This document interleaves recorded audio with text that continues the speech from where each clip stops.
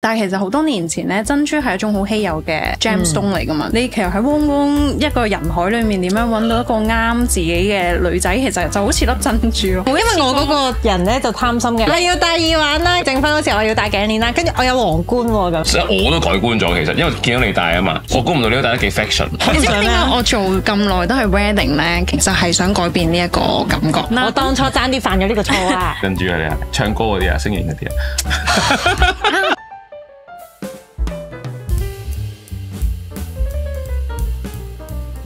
Hello， 大家好，又翻到嚟我哋 Research Wedding Magazine 嘅 podcast 啦，我係主持 Cherry， 我係主持 Kyle， 係啦，今日繼續有同頻婚禮人系列啊，今次就請到 Untitled Studio 嘅 Gilly， 係啦，佢就係一間做天然珍珠手工首飾嘅一間 for wedding 女仔嘅鋪頭，係啊 designer， 因為佢嗰啲首飾咧好多都係自己親手再組裝啦、改裝，跟住設計啦、打窿啊，係啦，跟住佢自己諗嗰啲 design， 哇，勁犀利！因為點解話犀利咧？因為我結婚嘅時候都係揾佢幫我整首飾扮靚靚，好靚啊！多謝。有一女士好中意嘅珍珠耳環啊，嗰啲靚靚。佢除咗珍珠，仲有啲鑽石啊，跟住仲有啲粒公嘅，就唔係天然嘅，有啲就比較高成本。我本身都想 aims for 一啲 marketable 啲，我哋係小資女比較係容易afford 到嘅，係咯 affordable 啲嘅，但係 sustainable 嘅都一啲 design 感覺強啲嘅 pieces 咁樣咯。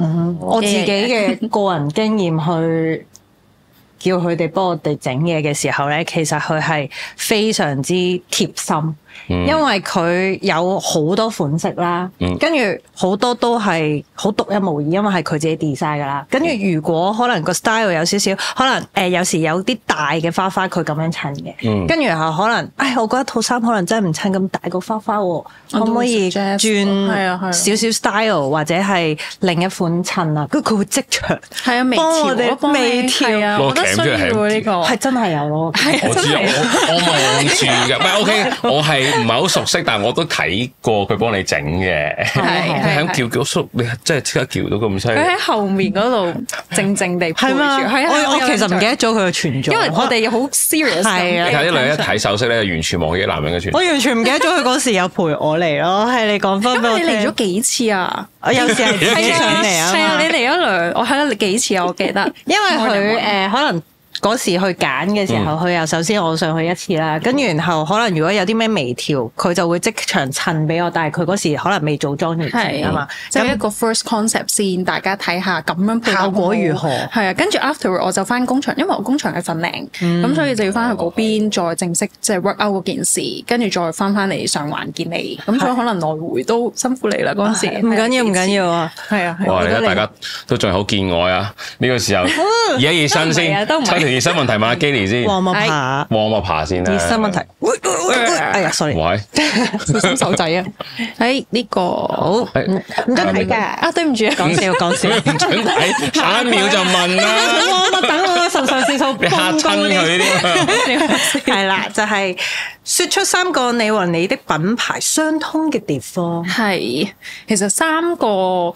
我個品牌 Untitled Studio Jewels 啦，其實主要係真係本身一開始咧，我係做一啲 daily 嘅嘢開始嘅。其實 daily 係咩意思啊 ？daily 即係譬如一啲平日大日常款式嘅嘢多，同埋其實我一開始係做一啲天然晶石類別嘅 product 開始嘅，即係去搜羅一啲譬如粉晶啊、白水晶啊、茶晶啊、moonstone 啊、拉長石啊，類似嗰啲我中意嘅顏色嘅開始先。嗰陣時仲好 hit daily weekend market 啊，即係 afternoon market。我唔知你大家記唔記得？有，以前都成日行。係啊，嗰陣時係開始 start up 個 brand 咧，就係以呢啲嘅 weekend market 做一個試點先嘅。咁跟住開始做下啦，就多咗人開始問，因為其實珍珠我都有，但唔算係好 focus。係咪之後興珍珠，所以多咗人問咧？我切入點係15年嘅時候正式開始 start up 自己個 brand 嘅，但係其實去到2-3年後就多人結婚，就開始成熟啦。因為一開始頭嗰1-2年我係做 part time 咁樣去做嘅，就唔係真係全程投入嘅。咁某程度就我覺得 lucky 係啲客帶住我去做珍珠咯，因為啲客開始多人結婚咯。有冇啲關於結婚啊、珍珠啊相關嘅嘢？咁就開始做下就多咗再去搜羅，去揾一啲唔同嘅 supply 啊，去珍珠廠嗰度 source。所以你問我自己同個品牌有3個嘅共通之處咧，其實一定係一齊成長㗎。因為講緊係我啱啱畢業嘅時候開始 startup 啦，我都唔知點解自己咁大膽，即係開始踩咗入去落呢一樣嘢度。我讀時裝嘅，其實啱啱畢業嘅時候係做皮草嘅。但皮草係啊，香港嘅 Fur Design 好出名㗎，係啊，我要返廠㗎，以前係啊，同埋我都好完全唔知喎，我都唔知喎。嗰陣時係好 lucky，係入嗰啲比賽有攞嗰啲獎，去多倫多嗰邊深造，讀完之後翻嚟效力翻幫我攞獎嘅嗰間香港嘅皮草創公司。嗰陣時我都多謝黃生黃太啊，阿希佢哋嗰邊嘅教。而嗰陣時嘅 step， 即係嗰個切入點咧，就係教識我好多關於工廠程序啊，或者你點樣由冇到有嘅一啲範疇俾我知道。咁可能嗰陣時就俾咗少少基礎我，即係去到知道點樣生產件 product 係點樣完善件事，推出市場，去到要做賣貨會。咁嗰個當然係更加有規模同埋更加成熟嘅一個即係 production 嘅 procedure 啦，但係我哋呢啲微型企業，其實因為我得一人品牌啊嘛，微型企業就真係又係梳醒去到我自己喺小工場嗰度轉，雙，跟住去到要有個 showroom 啦，見客，再點樣去調整個 product， 再或者 marketing 啊、包裝嗰樣嘢，嗰陣時都係一個好好嘅一個成長，即係個大家一齊，即係咯個 brand 同我一齊成長嘅一個過程咯。第二就係我覺得做珍珠又係一樣好有趣嘅事。珍珠就係我中意集中做，你都知㗎啦。我唔中意做啲圓碌碌。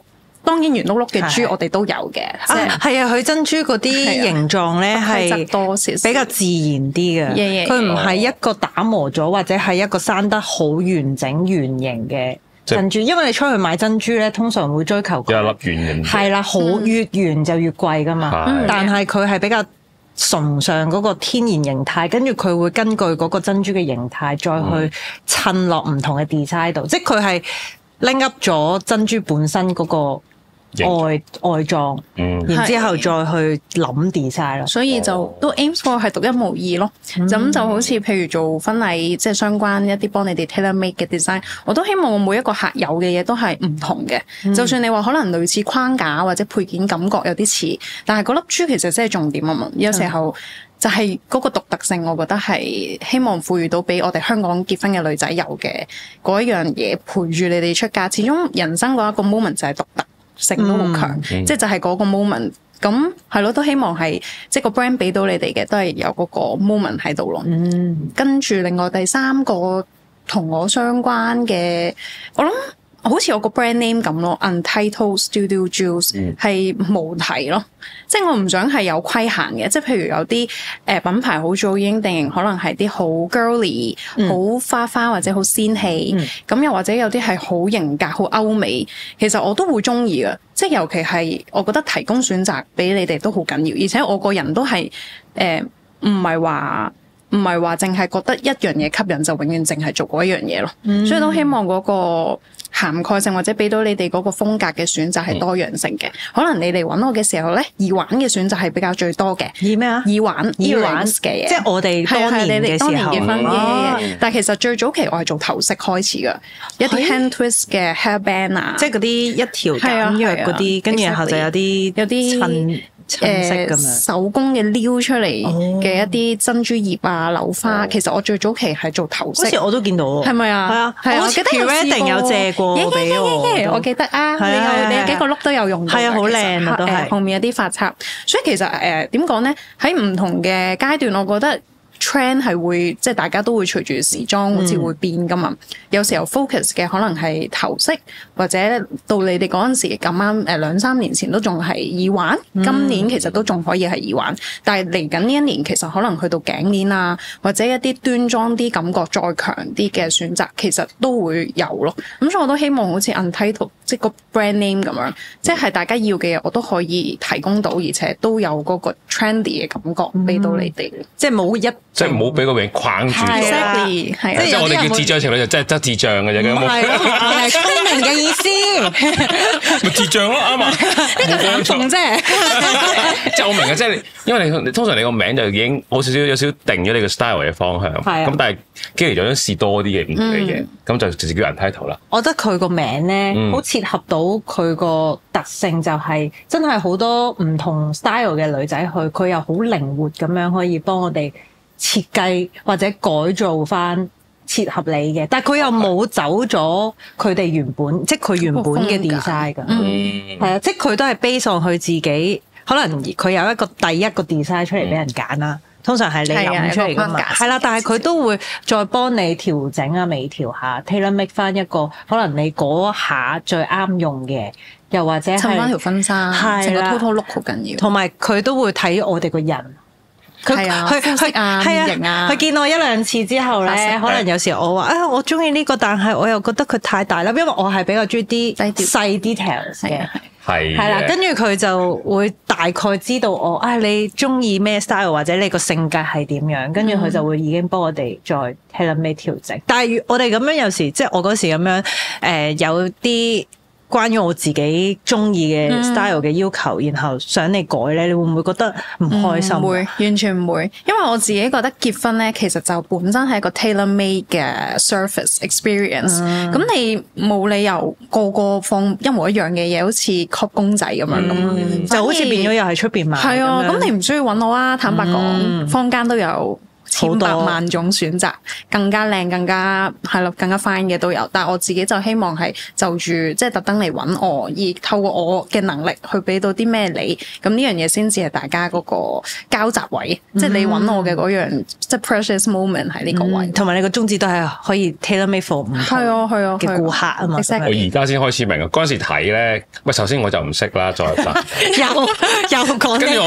因為我而家可以習慣咩咧？我嘗試將你哋中意嘅嘢咧代入我中意嘅嘢度。咁然後我睇上次機器幫你整嗰啲耳環有組合有嗰啲咧，變金剛咁啊！係啦，你真係好聰明，同我平時玩超合金一樣，即係佢可以變形啦，然後佢係可以合體啦，跟住我咁其實都幾開心啊！你諗下，如果成個櫃都係我啲玩具，就可以自由組合到我想要嘅組合。係啊，但係我哋就係靚靚嘅首飾咯。係，我哋就係靚靚。你連嗰個超合金公仔嗰個手指啊，嚇！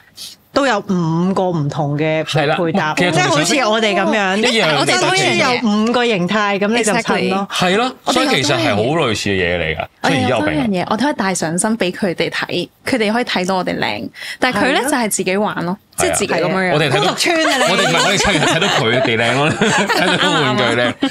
所以跟住頭先聽阿基嚟講唔得，你本身原來係皮草設計。哦，係啊，係 fashion design。我本身係女裝設計嗰邊畢業出身嘅。但係你係讀書嘅時候已經有接觸到，即係可能嗰啲副修啊，成首飾就有已經接觸到首飾啊。你啱啊，因為我哋個學科都本身涵蓋嘢多嘅，佢係 year 1、year 2、year 3。其實因為我係點講咧，頭嗰幾年我係讀一啲裁片啊、衫嘅嘢啊、布嘅嘢多嘅，到最後嗰1-2年都係會幫你試埋，譬如做一啲鞋券啊、做皮嘅袋啊。其實我有做過，真皮都要做埋嘅，我都有做過。即係嗰陣時係一啲 summer 嘅時候，所以其實我係中意掂唔同範疇嘅嘢咯，from head to toe，鞋啊、帽啊、帽其實要掹噶嘛，羊毛帽嘅一啲質地嘅嘢我哋都有掂過。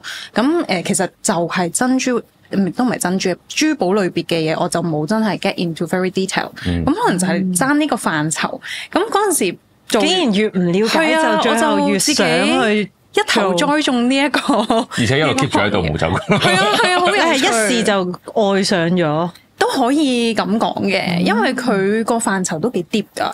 到而家呢個 moment 咧，其實我都做咗差唔多8-9年啦。其實我都未係去到最學金工揼嘅，所以其實你未學啊？係啊，你問我咧，我有做一啲少少焊點焊嘅嘢。但你知如果 from 一啲 high couture 嘅珠寶，佢哋係要用蠟模去打磨，再倒一啲溶嘅嘢去再重新。咁嗰個範疇其實我又係未正式掂到嘅，係啦、咁所以你問我轉珠鑲嵌嗰啲我識嘅，即係自學啦，都係深考。咁但係係咯，可能都係一個 lifelong project，即係我會覺得 step to step 去 into 嗰樣嘢，都仍然係咯，仍然好奇咯呢一個行業繼續。咁但係點解你最後由開頭係天然水晶啊嗰啲晶石類噶啦，最後點解而家係熱愛咗珍珠呢個？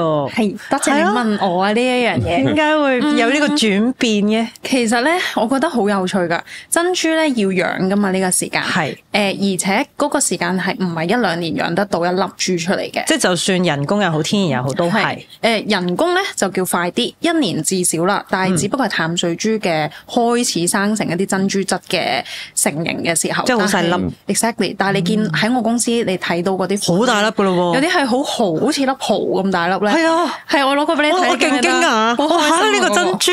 係啊，其實我係真係純粹入翻嚟覺得 happy share 有啲咁嘅 size 嘅珍珠，但係其實嗰啲已經講緊5年10年至少你先生到佢咁大粒咯。咁變咗真係好珍貴啊珍珠。你問我點解 trap 可以喺珍珠個類別咁耐，而唔係一啲天然晶石咧？晶石咧就有樣嘢比較冇咁 visible， 因為佢嚟到我去 source 一啲廠咧，佢哋已經打磨好晒啦。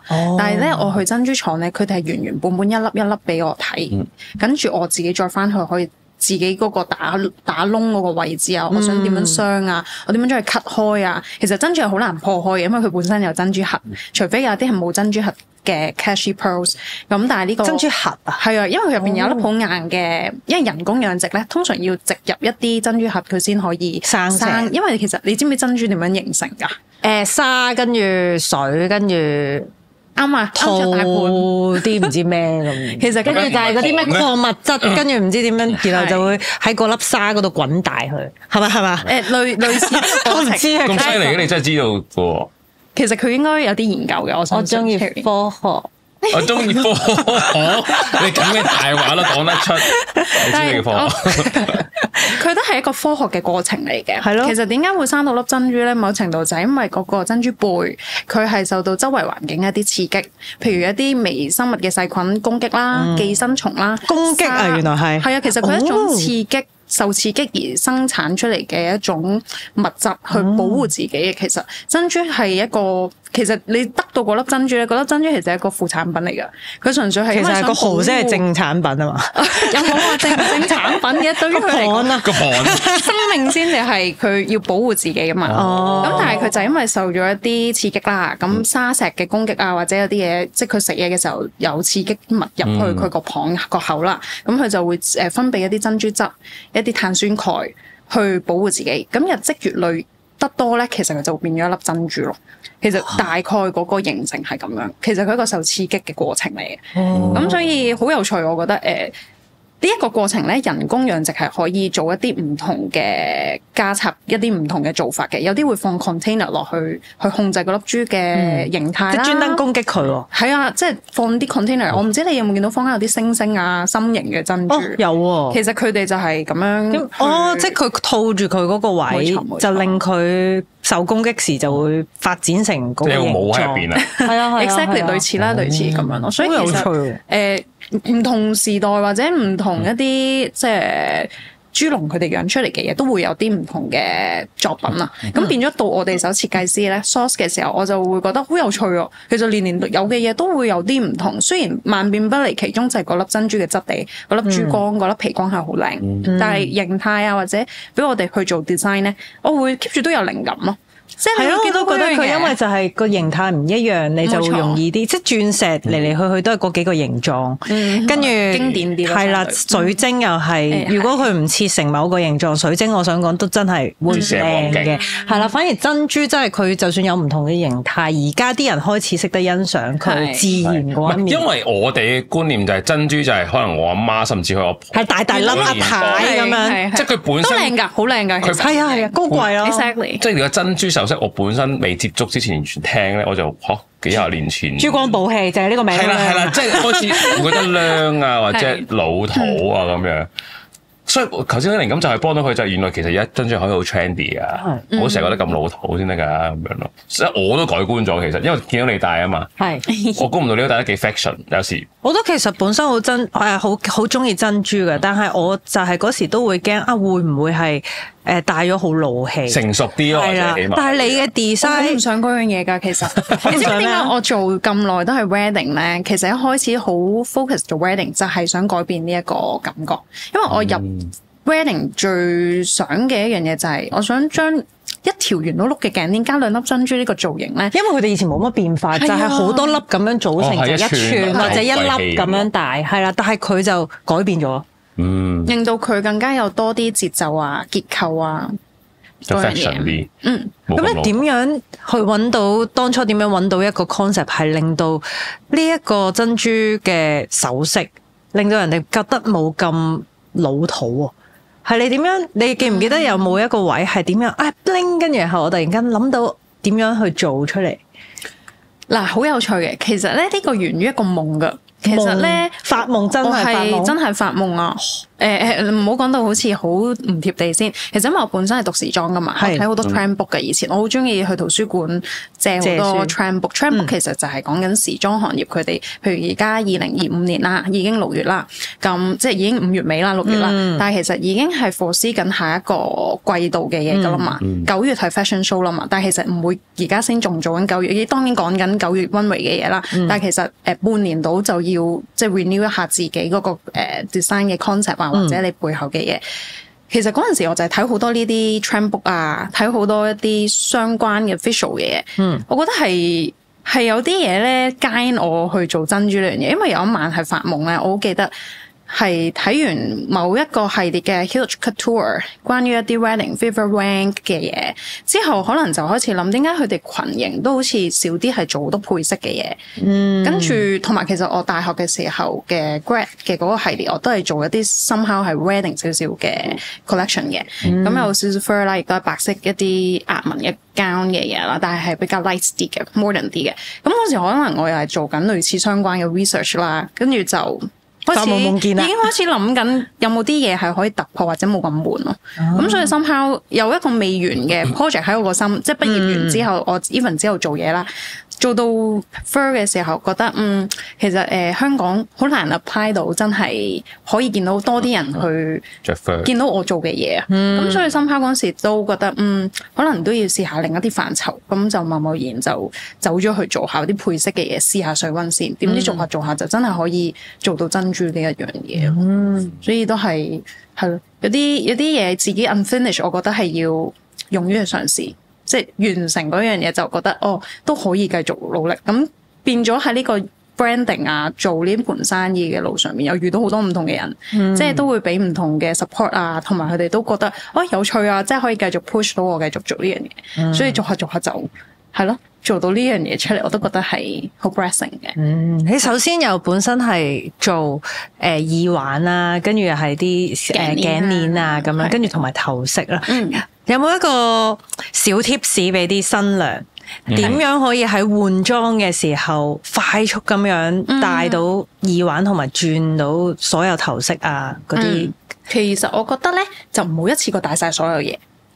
即係點咧？即係點啊？因為我嗰個人咧就貪心嘅，我嗰時咧係都有同佢講，我要戴耳環啦，跟住剩翻嗰時我要戴頸鏈啦，跟住我可唔可以加？我有皇冠喎咁樣。我明啊，即係我哋揾模型咧帶晒啲 gear 上去，但係就好 bulky 咯，即係佢好唔得閒咁樣，即係鐵線拳咁嘛，你明唔明？即係個感覺有啲似成手都係嗰啲金粒手鐲嘅感覺。需要嘅，我覺得需要嘅，即係譬如你喺裙褂嗰啲碌咧，我覺得係 full gear 冇問題嘅，因為你呢個位係 show 你嘅 blessing，有啲長會俾你嘅即係祝福啊嘛，咁但係到你可能轉裙啦，譬如朝早着完裙褂之後，你就會準備要簽紙，剩翻下晝嗰個碌，又或者你去影外影先，咁可能係由頭去到加一對輕輕嘅耳環，去到夜晚最隆重嘅時候，你就再加多一條頸鏈或者背鏈，咁樣件事就可以循序漸進，你就唔使下下都又要剝啦，又要除啊咁樣咯。咁樣點樣搭配先會係最好咧？即係例如如果我真係揀咗一個我想俾人 focus 到嘅大啲嘅耳環，咁但係我個頸啊或者係我個頭飾啊，又可以點樣襯咧？問得好好啊！我覺得咧，其實都要睇妝感。髮型，即係個妝成件事化妝個妝係啊，化妝個妝感同埋個髮型。譬如我成日都會 suggest 啦，譬如你係放長一個大浪攣嘅頭髮，一把好靚嘅，即係好絲滑嘅把秀髮，其實你嗰把秀髮已經係一個好靚嘅重點。你會想係呈現你個肩頸線會再靚啲咧，你就可以戴一對修長啲嘅耳環，咁就 emphasize 翻你個頸嗰個線條。其實你行出嚟嘅時候，一啲擰頸啊，或者同觀眾即係你嘅賓客去 say hello 嘅時候，其實就大家都已經見到好 bling bling 嘅一條，即係好 timeless 嗰樣嘢係屬於你本身嘅長處，再 emphasize 就會好啲咯。咁又或者調翻轉講，你紮起個髻嘅，咁你當你 march in 嘅時候，你係想後面拎起即係頭紗嗰刻，你都有嘢俾人即係見得到啦，或者你前面有個 little crown 或者 tiara，咁耳環就唔好做一個好長嘅重點啦。有機會調翻轉，可能你一個真係 main 嘅 focus 就夠咯，一個就夠，一個就夠咯。你唔好又戴頭，即係又戴頭嘅皇冠啦，頸你又戴一條好勁嘅頸鏈啦。我當初爭啲犯咗呢個錯啊！你有提啊，望邊好啊所以我提你㗎，跟住佢又好凝重咁，唔好，唔係你最唔使唔係我想你幾年後都睇翻中意啊嘛！我唔想你即係幾年後咧會好多嘢㗎。大家過咗嗰個結婚嘅日子咧。你就會 calm down 翻，你就睇翻我做咩大嚿嗰時做多咗啊，係咪？做多咗跟自己跟自己真係做多好多嘢喎。唔係啊，你啱啱好啊，你啲嘢係因為我有佢街住我啊。你最擔心係你都算人聽，最擔心係有啲唔聽嗰啲，會唔會有啲咁嘅人？咁都冇辦法，佢呢個佢中意嘅，係咯。呢個最緊要佢中意。有啲女仔可能佢就係中意咁樣樣噶嘛。咁我又覺得最緊要你中意。但係咪咧就係頭係最頂啦，跟住耳仔係中間，跟住頸係最下邊。頭中下三個位係咪唔可以同時間都出現㗎？近排我都有啲客會同時間有嘅，但我就會建議，因為我哋都有啲頸鏈嘅嘢俾佢哋配搭，我就建議，譬如你頭如果係一個好高多過2寸嘅 crown 或者 tiara 咧，你耳仔同頸就有可以有，但係都係體積唔會過大咯，即係少少一啲閃爍嘅質感，我覺得係絕對 OK 嘅件事都。但係譬如得我本身做珍珠噶嘛，其實珍珠咧係好有趣㗎，同石嘅用途會有啲唔同，即係講緊係啊閃石或者一啲 diamond 嗰種用途。其實珍珠咧，我都係嗰句啦，因為佢係白色嘅。其實我哋眼睛咧望落去一啲過鏡或者影相咧，其實白色係好吸光㗎。即係你會爆咗啊！係啊，大家你都會見到影相嘅時候，譬如你戴一啲白色嘅，其實大家會好明顯見到你有戴嘢㗎。即係大家都會即係個 attention 會 shift 咗過去一啲白色嘅焦點度嘅。其實人咧牙齒同眼睛咧，其實就係白色嘅。咁如果你係outdoor 日照比較強，唔係喺酒店入邊咧，咁我講緊 big day 啦。但係石咧就會冇咁 sharp。如果你 outdoor 戴珍珠咧，其實會容易啲睇得到添嘅。但係你如果你調翻轉頭喺即係 indoor 好多射燈啦，我成日都會覺得，如果你係真係 big day 射燈多，你要有少少石嘅，就唔可以全部都係太多珠。因為佢反光反咗。冇錯，你驚會即係過鏡睇得唔夠清楚，或者你有時候啲觀眾見到你可能離遠，即係可能個 hall 好大啦，有好多賓客閃親我，係啊，即係嗰陣已經好晒㗎啦，佢兩個仲要再閃我一下，係咁，所以就都會有少少係咯 tips 咁樣。我都唔知道原來有呢一個 outdoor indoor 戴嘅時候都會有少少唔同。係啊，即係可能佢嗰時 suggest 咧，大家未有咁多背後嘅概念俾大家知道，但係其實佢哋心入邊係啦，已經有一個準則，或者係知道咩環境係襯乜嘢 element 落去。係嘅，同埋都要睇呢條裙咯。因為今年都多咗好多 party gown， 係有啲 tassel 啊，好似跳 flamingo 啊，有啲好靚珠片比較多，或者一啲 trimming 比較多 embroidery 多，佢條裙本身都好閃嘅。咁又要睇下你想襯個 look 個感覺。如果條裙已經好閃，仲應唔應該襯？係啦。所以 depends 大家嗰個 total look，因為放長頭髮啊，你紮一條 ponytail 啊，你嗰條裙其實你係着佢跳 first dance 啊，大家要嘅嘢都會有啲唔同，就要睇翻即係嗰個客，譬如呢個 bride 佢個人性格係點樣樣，譬如佢跳脫啲嘅，你唔好俾啲嘢咁長啊咁大嘅。如果喐到好多或者真係要跳舞嘅時候，可能棘晒頭髮咯。Exactly，係啊，咁所以就其實我聽咗咁耐咧，我有一樣嘢想知嘅咩？就係咧，咁我想聽到造型上嘅嘢啦，但係咁 tailor-made 嘅嘢，其實你本身平時設計一件首飾咧個工序係點嘅咧？你問得好好，我都會有一個案例近排可以分享嘅。好啊。近排咧好有趣，有一個好好嘅熟客，其實佢係由 pre-wedding 或者佢未正式求婚之前都已經揾我訂嘢噶啦。咁你話佢訂好都唔係嘅，但係咧。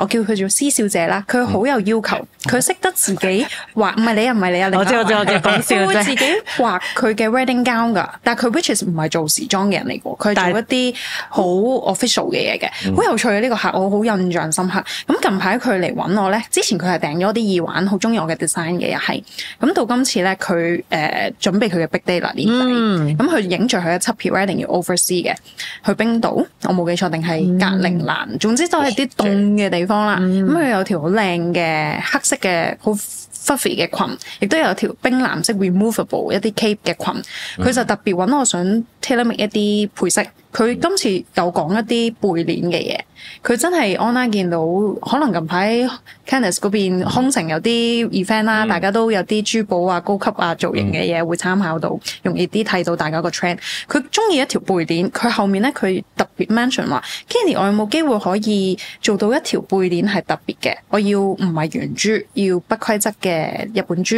又要後面個背鏈嗰個 charm 有個 pendant 咧，嗰個吊飾咧係可以幾大。譬如我唔做背鏈，我可以拆佢出嚟做襟針，又或者做頭飾，得唔得㗎？咁我就要開始就住佢需要去做一啲梳繩，同埋要揾一啲廠去傾下究竟點樣做咯。你問我咧，其實我就唔係金工自己真係揼晒出嚟，因為我都係微型企業啦，我 one man brand，但係其實我都有好多好好合作咗好耐嘅廠，佢哋都係好 supportive 嘅，即係有一啲好好嘅技術啊，或者一啲諗法上面嘅提供，咁所以我哋都會合作咯，即係會 keep 住都即係就住一啲客人要嘅嘢，我去 affordable 計個 budgeting 啊，佢要嘅嘢啊，點樣又可以 refine 到我哋個 brand 嘅風格 offer 到，即係譬如佢要嘅嘢都好明顯唔係一朵好大嘅花啊。或者一啲好signature嘅公仔啊，即係佢唔係要嗰啲嘢，咁我哋就會幫佢再去諗咯。所以工序上你話即係繁複嘅工序點樣樣去做咧？其實我哋都有趣嘅，我係每一季度都會去 source 唔同嘅嘢咯。譬如配珠，我又會去揾一啲每個年度，譬如3月啦、6月啦、9月都係珠寶展嘅，即係香港會展咁多㗎？係啊，每3個月其實都有珠寶展。間唔中都見到新聞，我又見到，我又係咯，又係珠寶展。其實香港咧珠寶行業係好好㗎，即係其實 reachable。我初時都唔係讀珠寶，但我都係一開始係去珠寶展行，睇下有咩自己有靈感或者有啲咩自己有興趣。我之後先入一啲自己有興趣嘅嘢翻嚟去做 startup。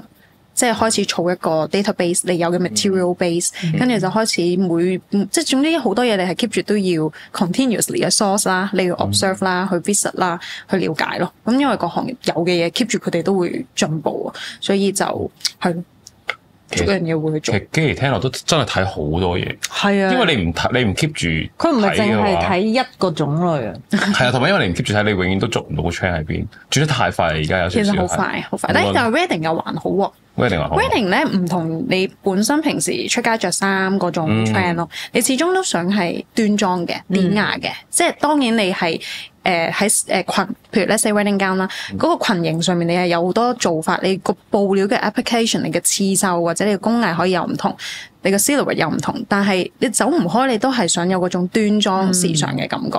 但係配飾都係嘅，但係始終嗰個做法嘅 scale 咧就冇裙嗰啲咁複雜，相對即係我哋即係主要都係揀珍珠去做配搭同埋做嗰個 design， 咁都係一啲即係可控啲嘅位咯。可控係啊，好清楚明白。而家我聽完之後，即係其實我覺得呢條片咧，當然係俾女仔開心下啦。我明㗎，我了解咗好多背後嗰個佢哋嘅 element 唔同嘅意義啊，同埋佢哋點樣去配搭。最重要係個配搭，係嘅，因為摸係第一件首飾嘅，其實佢有時係一成 set 嘢一個襯出嚟嘅感覺啊嘛。同埋我覺得男仔睇都好緊要，即係好多時男仔睇一開始，咪又係嗰啲嘢是但啦咁樣，帶到上去唔核突咪得咯咁樣。但係你了解多少少嘅時候咧，你可以俾咗少少情緒價值俾女朋友或者未來老婆。即係好似我咁，我係自學嘅啫，不過即係我自己感染自己，我就 OK， 全部都係超合金嚟嘅合體。咁佢睇嘅時候睇得咁耐，我就覺得 OK 啦。咁如果係我都會睇咁耐嘅咁樣。我哋了解咗 Kenny 嘅職業工作係啦，同埋工作上嘅嘢，我哋又睇下佢價值觀上面有冇同大家有同嘅相同嘅肺。係啦，冇錯。係啦，我哋嚟抽一條價值觀嘅問題先。係時候了解下基連個人。係啦，你讀俾我聽，我聽唔到。講笑啦，其實係可以睇嘅。喺工作之餘，你對啲乜嘢事情充滿咗熱情咧？除咗工作啊，唔準。除咗工作啊，唔準關珍珠事。唔準啊，關珍珠有咩首飾設計？唔準講咩睇嗰啲雜誌，唔準講呢啲。收到，我好中意煲劇㗎，其實係啊，但係 fashion 劇點講咧？我係睇美劇比較多咯，或者西方啊、北歐嗰啲劇。咁 Netflix 呢啲係咪主要都係睇佢哋啲衫點着㗎？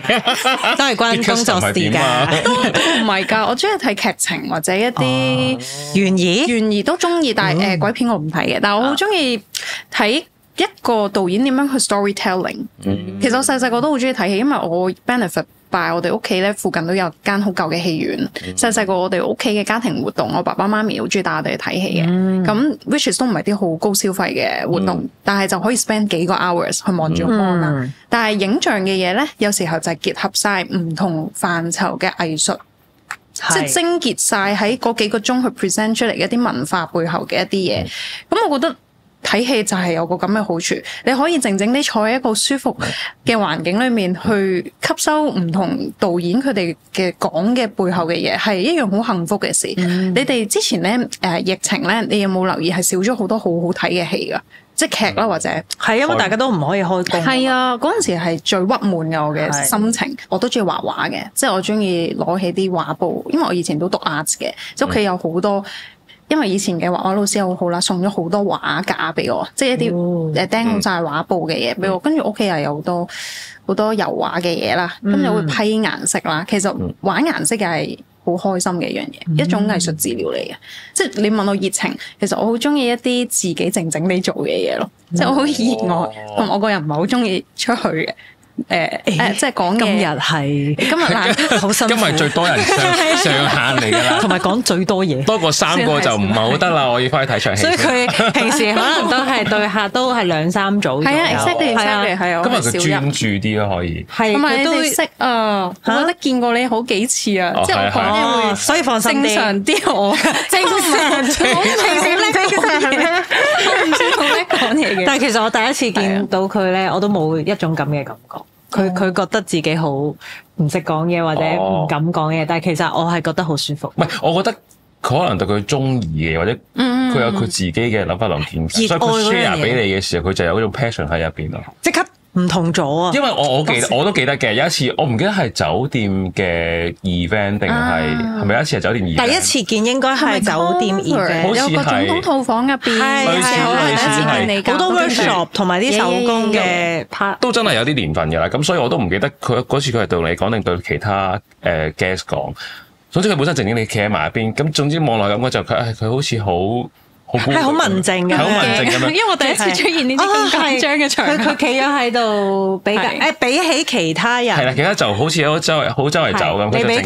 你比較嘅自己一個喺後邊多啲。但係重點係咩？重點係一有人後咪望頭啫，佢就細細聲講嘢。係啦，好斯文。即係佢唔係 sales 嗰種，先生可能嚟幫翻你，唔係呢一種喎。佢話呢個係點，佢係好侃侃而談，好多佢嘅諗法。即係我覺得人哋介紹翻俾你啊。其他有正常可能好多都係出席到呢啲活動會好努力咁樣想 present 俾人睇啦。咁但係佢咧，佢都好努力，但係咧佢係可能真係有一個人行到埋嚟，真係選中咗我啦，又或者對我有興趣，咁佢再慢慢咁樣講出嚟。佢大家想象唔到佢可以講到咁多嘢。即係佢唔係，但係佢一講起咧就會好多噶咯，因為係佢嘅最熱愛嘅嘢，同埋佢專業啊嘛。係啊，咁你覺得身為一個珍珠愛好者，又覺得珍珠同女仔佢哋中間有冇啲乜嘢共通之處？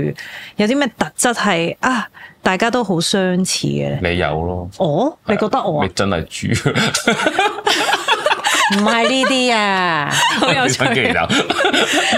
其實珍珠咧真係係好 precious 嘅一樣嘢，即係而家咧，因為 popular 咗，係因為有養殖呢一樣嘢啦，大家比較容易接觸到啦。係啦 reachable 啲，但係其實好多年前咧，珍珠係一種好稀有嘅 gemstone 嚟噶嘛，即係你諗下汪洋大海，你點樣揾到一個蚌，佢入邊有一粒生咗咁多年都咁靚，仍然都存在活着嘅一粒珍珠，然之後你打撈咗佢上嚟。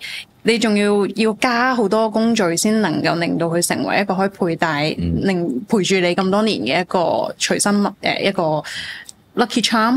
咁珍珠你話有咩共通處？我覺得真係好似你遇到嘅一個啱自己嘅另一半女仔一樣。你其實喺汪汪一個人海裏面點樣揾到一個啱自己嘅女仔，其實就好似粒珍珠咯。即係我可唔可以咁樣比喻？汪汪洋洋嘅大海入邊啊！喺個蚌度啊！呢個咩意思啊？呢個係咩意思啊？蚌度就形容都唔係太好咯，係咯。我蜘蛛我哋珍珠就好聽好多啦。OK， 你咩你星形嘅珍珠啊？你係？哎呀，唔好再話我啦！咩星形嘅珍珠？星形嘅珍珠係啊，唱歌嗰啲啊，星形嗰啲啊。仲有啊，珍珠其實真係比較母性啲嘅，母性冇性嘅你，冇性嘅我都話好似你啊，音愛係啊，媽媽嘅愛啊，係啊，冇即係比較媽咪。點解嘅？佢受保護。其實佢係有一個 symbol 㗎，點講咧？有個歷史㗎，但係我而家太長啦。係啊，要輕輕簡短一下。其實佢係一個sea 咧，即係大海，其實某程度都係 Earth 裏面代表母親嘅一樣嘢嘛。即係喺一個 Earth 即係地球嘅angle 切入去嘅話，大海其實佔咗地球2/3嘅面積，1/3、2/3，即係總之個面積都好大啦。咁而入邊你可以養育到一個咁特別嘅，即係珍珠，都係一個好有母性愛嘅感覺咯。係咯，即係愛嘅包圍裏邊成長嘅。係啊。跟住我想問，你已經結咗婚啦，係咪？係啊。咁你而家結完婚之後，對你婚禮工作嘅理解有冇唔同到嘅？其實有㗎。我覺得好有趣，係真係有好大嘅唔同咯。譬如，因為我自己結婚嘅時候，其實就心口有啲倉促嘅，因為我係啱啱疫情通關嘅時候知道，因為求婚已經幾年啦，咁我哋想快啲。即係其實疫情前求咗婚㗎啦。19年已經求咗婚㗎啦，但係就心口諗住係慢慢嚟啦，點知就真係疫情，跟住又耽誤咗好幾年。真係可以慢慢嚟。開始心急啦，即係屋企人又想快啲，即係完咗，即係一個4大長老都仍然健在，我覺得結婚係好緊要，即係你都係想4大長老開心啦。咁其實過咗結婚之後，我就覺得配飾咧，我結婚之前會覺得我要好用心，好想呈現一啲我表達到俾你哋覺得，哦，結婚都可以咁樣嘅，即係你唔一定要好悶嘅。但係我結完婚之後，其實我覺得唔係淨係得一個 look 噶嘛。係啊，其實你係有好3、4個造型至少。咁當然除非你係淨係註冊一個 look 啦。咁但係你有機會之後都食飯啊，可以透過配飾去做一啲改變咯。就算你着同一條裙都好，其實你換一對長啲嘅耳環或者一對誇張啲嘅耳環，其實成個 total look 都可以唔同。咁變咗我結完婚就覺得，原來幾個 look 都係可以有唔同嘅走位咯，即係大家嗰個記憶點可以唔同啊，即係都係緊要咯。因為其實我嗰時咧，大家會覺得結婚除咗個人係主角咧，你掛上身嘅所有嘢，其實條裙係主角啊嘛。但係你如果冇其他嘢襯托，即係例如你個化妝啦、你嘅髮型啦、同埋首飾啦，其實係爭好遠嘅。因為我嗰時講真，我開頭係冇諗到 accessory 呢一個環節嘅。哦，因為佢唔係一個，我直頭有啲爭啲唔記得咗啊！因為佢唔係一個大項嘅係啊，嗱，我就真係睇 research rating 咧，平時訪問嗰啲，然後佢會下邊寫唔同嘅 vendor 噶嘛，咁我就睇下，我有冇啲嘢係我應該可以有嘅咧？係啦，跟住我就覺得其實我平時個人好少戴首飾嘅，其實，跟住。即係譬如香港女仔，係啊，我就完全唔記得，因為好立啊，成日啲好似黐黐立立咁樣，跟住我就唔記得咗我結婚可以 suppose 應該 grand 少少咧，可以帶多啲首飾去襯翻條裙啊嗰啲，跟住我先至諗起啊，係啊，其實首飾好重要，同埋當襯到唔同嘅首飾嘅時候，你嗰個 feel 嗰個 vibe 又唔一樣。令自己自信都好緊要。同埋我覺得都突出到嗰個新娘嘅性格出嚟，因為佢揀啲咩首飾襯上自己個身，其實你大概就知道佢係一個咩人。Exactly，係啦，所以我就係簡單啲嘅人，因為我不斷掹走一啲好複雜嘅線條。你幾幸福？其實我覺得我好印象你中意淡黃色氣質感嘅嘢咯。因為我記得有條裙係淡黃色㗎，我記得。係啊係，香檳金咁樣閃嘅，上邊啲係啦。但係我就唔知襯咩好。係啊，同埋我對呢一方面嘅，即係平時小戴就自然冇乜研究，我又唔係好知道點樣襯托會靚啲。跟住都係Gaily俾專業嘅意見。一條有石嘅鏈，係我做咗一條，係嗰條鏈，跟住我覺得你戴得好靚。耳環係咪好似係本身正分㗎？